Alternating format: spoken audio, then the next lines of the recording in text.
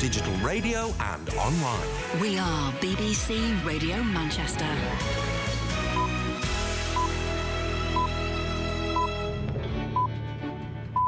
It's 9 o'clock, I'm Liz Saul.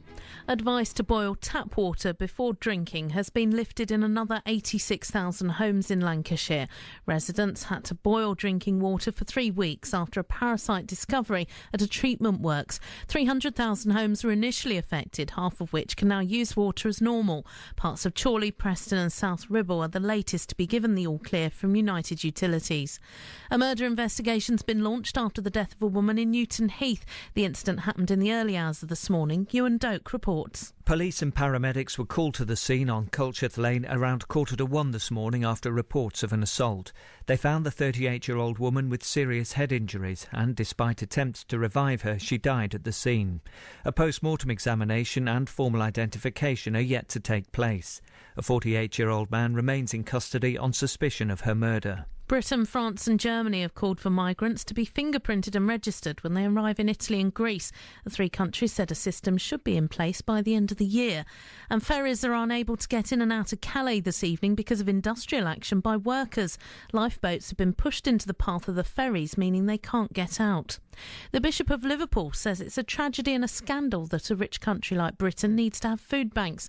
Paul Bayes made the comments as he appealed for people to increase donations to replenish stocks depleted during the summer. This at the same time when the inequality of income is enormous, when rich people seem to be getting richer. And I think those are big questions that we need to ask as a society, even at the same time as we pop an extra tin of beans in the trolley at the supermarket.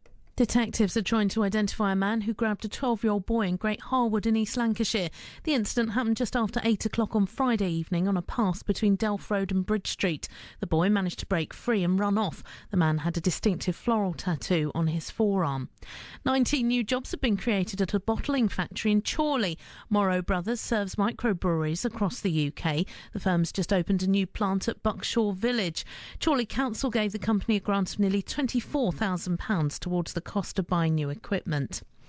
And more than 30 bands and DJs from all over the UK have taken part in the first Manchester Northern Soul Music Festival today at the Printworks. Proceeds go to the Christie NHS Trust Foundation. Richard Serling, who hosts Northern Soul shows on BBC Radio, says the music has come home. Manchester, many would say, gave birth to Northern Soul with the Twisted Wheel Club, of course, very famous from 1965 onwards at Whitworth Street. So they've got their 50th anniversary this year as well. So it's always been a soul city, has Manchester, to be honest with you. But yeah, it's great that such an event's taking place. Your weather tonight often rather cloudy with occasional light and patchy rain at first. There is a risk of more persistent rain pushing up from the south later in the night. Low temperatures of 12 degrees Celsius. The People with Karen Gabay and Mr V. BBC Radio Manchester.